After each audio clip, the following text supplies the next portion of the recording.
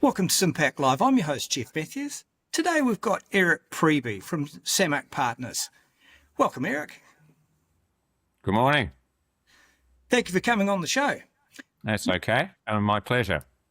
Now, I recently read an article that caught my attention. It was from one of your colleagues, Fletcher Waddell, and it was entitled, The Case for Australian Farmland Investment Moving Towards 2030. Yeah. And this is a pretty important subject for us. Well, firstly, because if we don't have farmland producing food, we're not going to live too long on this planet. No. And the second thing is it's a major part of sustainable industrial manufacturing, which is virtually everything above cottage industry. So, and it should be looked at like an investment like any others. And Correct. so I'm wondering, especially this spurred by this article, why farmland and why now? I think up until now, farmland has been sort of ignored as an investment option, right? Farmland, if you look over the last 20 years, has actually increased in value by 8% per annum, compared to residential in Australia only at 6%. So farmland has, in growth terms, done very well. But what it needs now is an extra boosting in income terms as well, because farmland, people don't realize, I think, that farmland is like a business, and it has operational costs, and it has to deal with a lot of other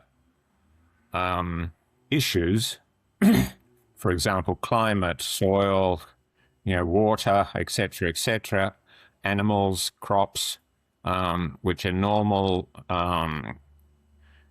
business doesn't have to deal with. So it's not just about the land, it's about everything that happens on the land. And we need to increase the income and productivity of that land. Okay, a couple of things. Let's just unpack this. Historically, especially in New Zealand, the value of farmland or the value in farming has been capital appreciation. So virtually the farmer paid the rent or paid the mortgage, and then it was the capital appreciation when the farmland was sold or land converted, especially in New Zealand, we converted pastoral lands to dairy. Yeah. Is that been the primary driver, say, over the last 20 years, and is that changing? No, there's only a limited amount of farmland actually available in Australia. A lot of it you just can't really use that well. And I think what's happened is happening now is that there's also a generational change happening in farming families. There are members of the family who don't want to be involved anymore in the farm. There are members of the family who do. So, you either sell the whole farm or you continue on in some form or other or find other partners in there. So there's a change in ownership happening. There's a lot happening. There's also a lot of corporates who have established farming entities, but they've found it all too difficult managing that from the city, and now starting to divest, because if you don't have someone managing that from above in a corporate sense who understands farming, then it makes it very difficult.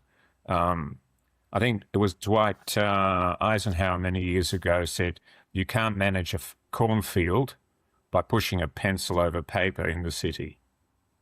All right? Yeah, and I think corporate farming has got a bad rap over the years, and even with the consumers, because there's a couple of words you used in your first statement, and one of them is productivity. Yeah. And we're assuming also if farming is a business, there are good businessmen and there are bad businessmen or women, and there are businesses that have got better capital structures and better debt structures, and they will outperform. But productivity doesn't necessarily mean intensity, does it? No. I think that's where a lot of corporates have made a mistake. they've gone intensity. But what happens then is that you deplete the soil eventually. If you're not using regenerative agricultural methods, you deplete the soil. You aren't using other opportunities on that property to have income. For example, Australia has a very advanced and sophisticated carbon credit market, right? There will be parts of every property that can be used for carbon credits, right? Up in the north, they're now looking at savanna burning. It's the old Aboriginal technique of Yes. putting carbon back into the soil. Yes. Yeah, and then using that for carbon credits. There's also farmers now who are leasing out a part of their land which is not usable for renewable energy. Putting up a Yes. wind turbine and some solar panels or whatever. And people say, oh yeah, but if you've got animals, you can't have solar panels. And Well, yes, it's actually been proven the other way around. It's it's actually very agrivoltaics good. increases. It's actually very good. You can, the sheep Especially in, love it. in Australia. Well, A, you give them some shade, and B, Yeah. you retain some water, moisture in the Yes, soil. you've got it, Geoff. And then there's the old thing that's also the myth that's going around about methane. Yes, cows and sheep produce methane. It's part Yes. of the product, but so do humans, and actually they produce an awful lot more through food waste, landfill, etc. Right? Yeah. So let's tidy up at the human side of it first before we go trying to get rid of sheep and cattle, because the alternative of growing just soybeans, right, for Yeah. tofu, that's a monocrop. A monocrop does more damage to the soil than those cows will ever do to the the environment. Yes, So, and there's a lot of smart people I've run into working on methane emissions. It's New Zealand's biggest emissions, by the way. yeah, And interestingly, I went, this is a long time ago, it's about 1993, I went to Massey University in Palmerston North with the Prime Minister of New Zealand, who was my boss at the time. And we looked at, they were growing herb crops for cows and trying to reduce methane emissions. Now, it wasn't a big deal back then. This is pre-climate had become under a thing. And so I think the funding run out and the research just stopped. But we've known for decades that this has been a problem. oh, yeah. Yeah, we've known for decades. Well, there's now someone in Western Australia who's using seaweed. Yes. Seaweed grows very quickly. You can bundle it up neatly, and you feed it to the cows, and the methane reduces. Yes. You Yes. also have healthy soils, right? Yeah. Regenerative agricultural practices. You've got healthy soils. You then have diverse grass sorts, not just Yes. two grass sorts, but you have a plethora of different grass sorts, which means that the diet is varied, right? Yes. If you also do rotational grazing, which is the old Yes. what happened on the veldt, right, in Africa. Rest the soils every 7 years. Yeah, and they just go round and round. Yeah. One way they migrate that way, then they come back again the other way, and it doesn't deplete the soil. We just So, got to have good look okay, at sorry to interrupt you there. Let's go back to if farming is an investment like we want Yeah. institutional money in, what Yeah. does it have to do and how attractive does it have to be and how stable does it have to be? And where do you see that the key drivers of people looking at it and going, okay, that's a good investment? Well, I think that there's also a problem with institutional monies here in Australia, because of the industry super funds would very much like to invest, but the regulations around liquidity of those investments are fairly strict. All right. Now, if an event happens whereby the super fund needs to sell, you don't sell farmland that quickly, all right? No.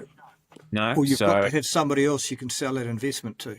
yeah, that's right. So there's that problem, and I know there's a number of industry super funds that are actually looking at how do we put this together so that we can actually invest in there. I mean, they're happy to invest in a building, an office block, or a retail, a supermarket, and all of that, but the farmland sort of.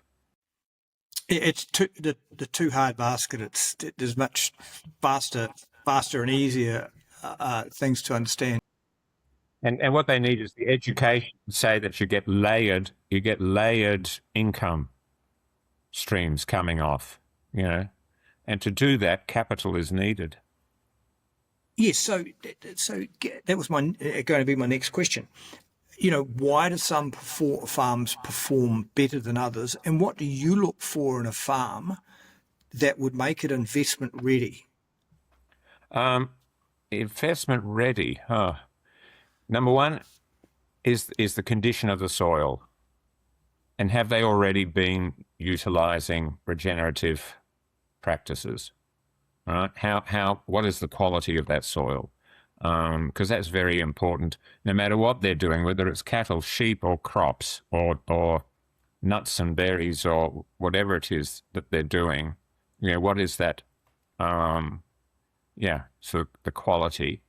Then whether there's also potential for additional income streams through renewable energy, through carbon credits, etc.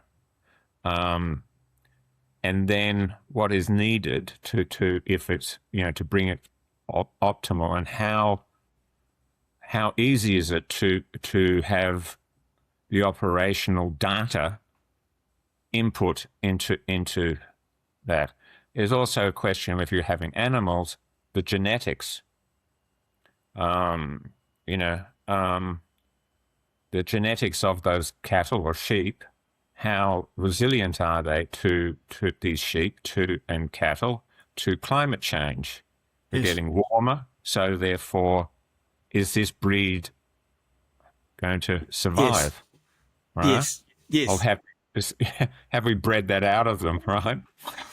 Well, you only have to look out the window driving north and see that the water buffalo are coming further south. Down.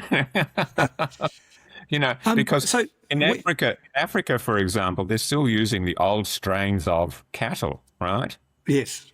And they're doing quite well with climate change, with the increasing temperatures. So we need to also look at that. And there's a lot of data and input needed into any property. And that's where we look when we're going to invest, is, can this property be lifted to a. Yeah, it's got some upside for the investors. Upside, yeah. I want to come back to climate change, but let me just, before we move off this topic, talk about management, quality, and system design. You talked about collecting data. Yeah.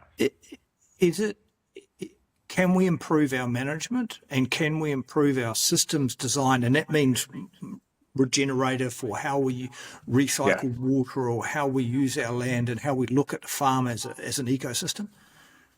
Yeah, well, I'm working together with a venture capital and innovative group down here in Bowral.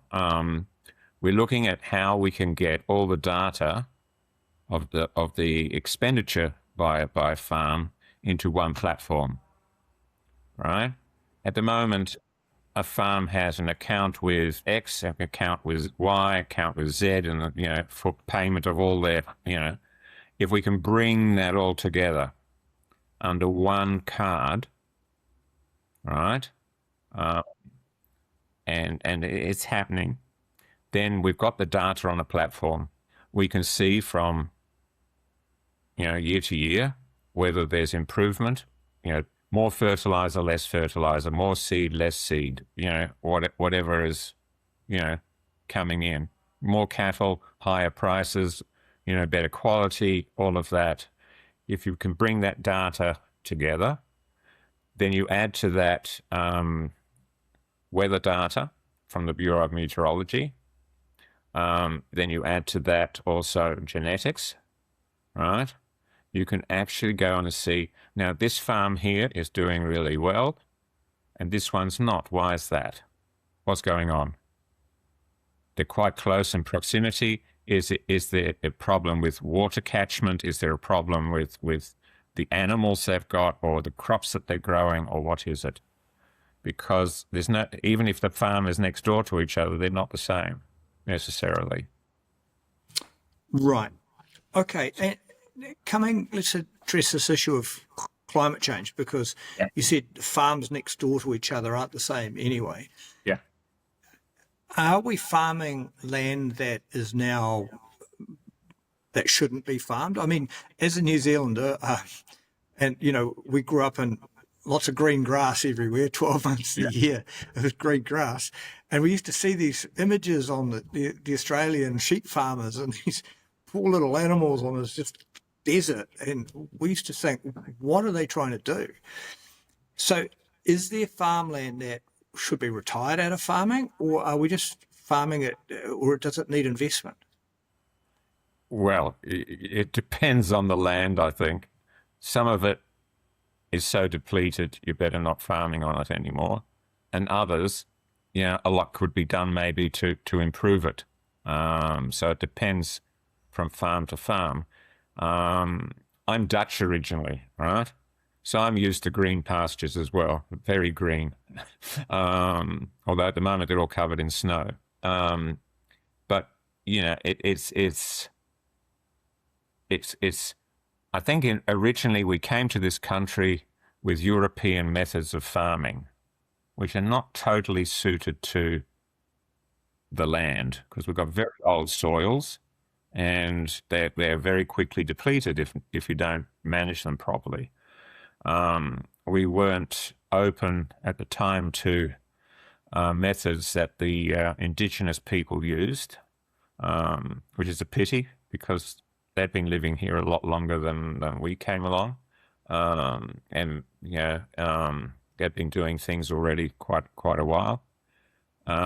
So there is land, of course. There will always be land which is beyond repair, or still can be used in some way or other. I mean, put wind turbines on them instead. Yeah. Use it for something else. Well, New Zealand, we did slightly different for our geography. We cleared land of trees. It should never have been cleared of trees. Same here. And we're paying the price for it now. And we're paying the price for it. And more New Zealanders have died in landslips than earthquakes. Yes. And, we've had a recent tragedy, and that land should never have been cleared, and we tried to make, the part that the land looked like England. That was our thing. Yeah. And so a lot of that land is being retired and put back in trees. And then we brought foxes and hares and rabbits and everything else along. And everything else. And then we decided to plant lots of pine trees for cash crops, and that's adding to our woes. So I'm not saying New Zealand's got a great path ahead. Things happen here.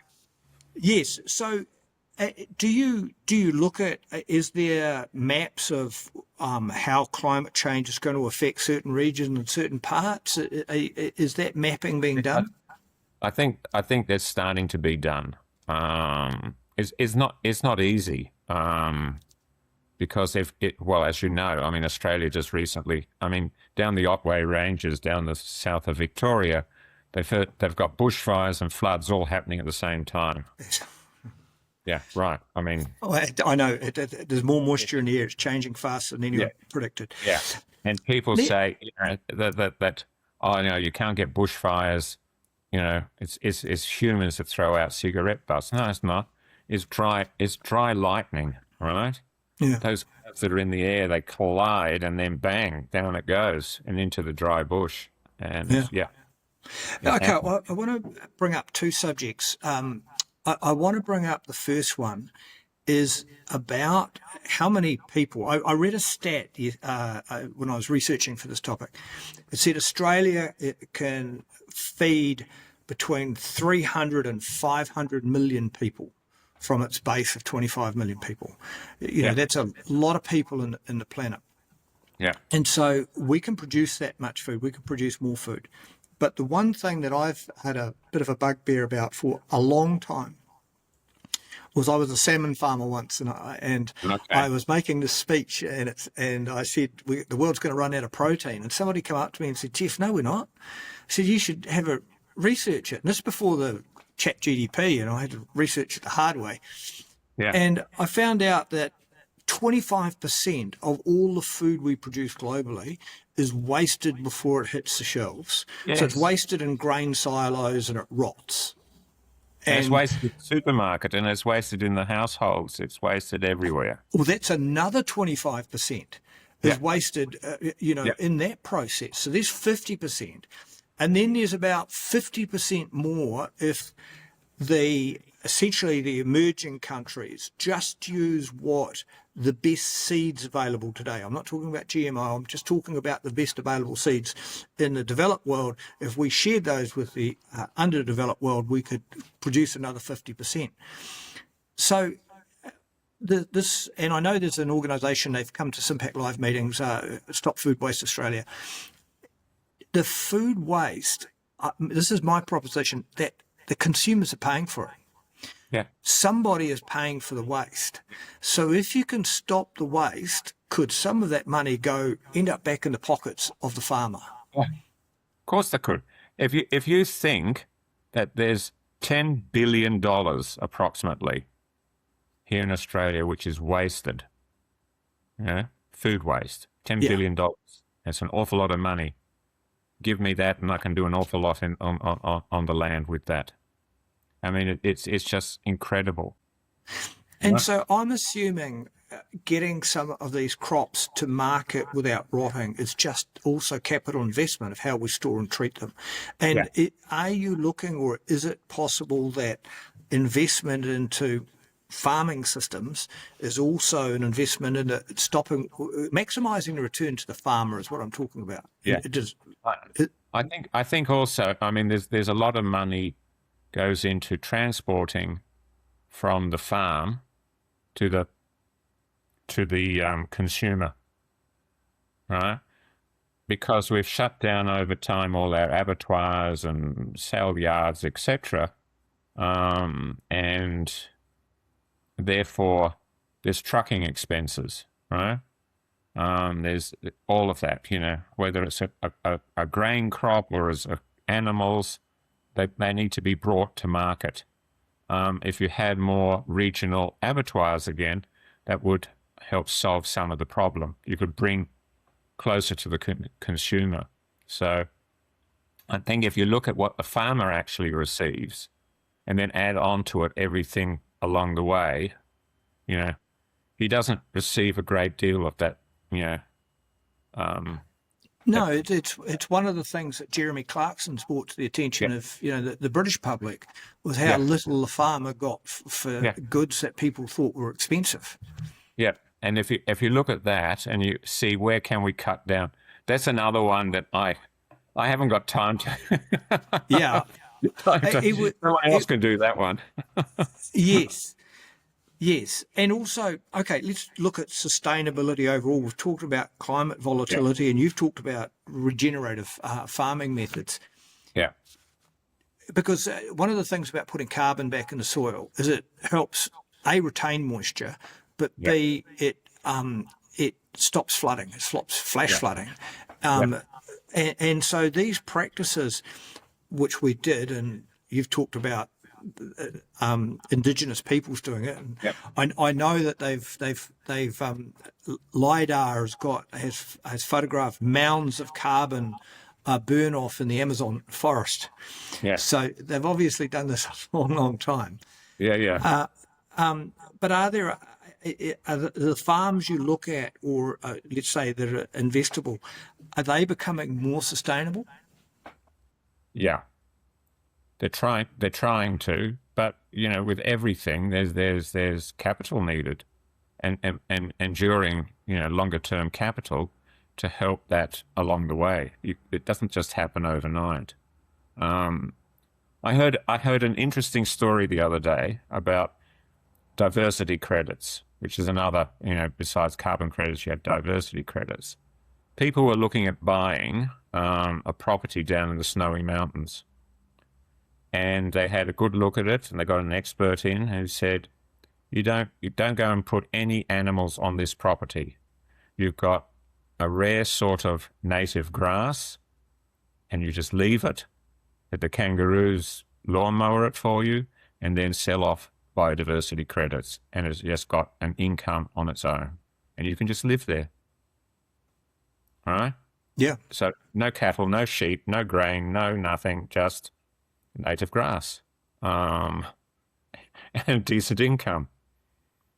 It's just, we got to look, I think a lot of times we got to look outside of the box, outside of the square, to see what can we do with this property, right? How can we make it more productive? How can we create income? How can we ensure that there's no,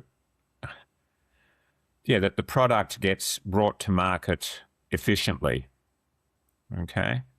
I know in Kenya where there's a lot of roses are grown for the flower markets in Europe, they're using drone technology now to spot when it's ready over the rose bushes to be picked. So, so they can send them to market. So what happens then, they can line up the trucks, they can line up the people to pick, they can line up everything, and they know, and it goes quickly. All right. It doesn't take someone going through the fields, looking whether everything's okay. The same here too. I mean, with crops, you can use drone technology now to check on on everything. So there's a lot we can do, but it all needs investment, and it all needs, a farmer needs access to this, and he needs access to the expertise to do it as well. He can't do it on his own because it becomes too big. The farmer knows how to farm, but all the other bits and pieces, you need to come into it as well. So, Eric, to sum up, if you could change one thing or have one message for people, what would it be? I think the message is that we invest in Australia. Be Australian and invest in Australia, in our future for our children, grandchildren, etc.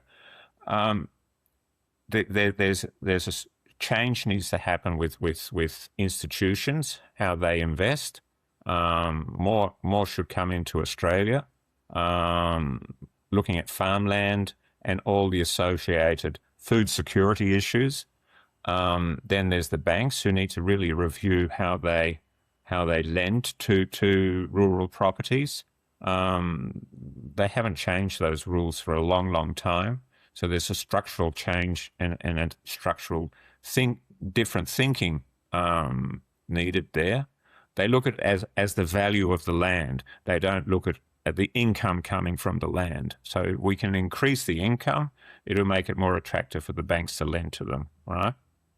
And I think we need to educate people more about where their food comes. There's so many people that no longer understand where food comes from. Okay, so be Australian and support the agricultural industry. It needs everyone's support. Invest in it. Yes, and I think if you've got a long-term portfolio, you should have some Australian agricultural land in it, and it's a catch-22 with the investment too, is that it needs more access to long-term capital to improve the systems, to improve the income off it, and that improves the investment. So yes, look, I think some bankers and some institutional investors need to start thinking long-term about the health of the Australian lands. We've got the potential basically to feed an awful lot more people in the world. Yes. If we do it right, we can become the food bowl for Asia. Yes, and the other thing is, with climate change, we may have to become that. Yeah. We don't know what that's going to look like, but it's certainly we may have to be the food bowl for Asia. Eric, thank you for coming on my show. It's been great talking. I'll Thank you. put your contact details below. So if Okay. anyone wants to get hold of you, they can get hold of you. Great conversation. Thank you. Thank you. Thank you.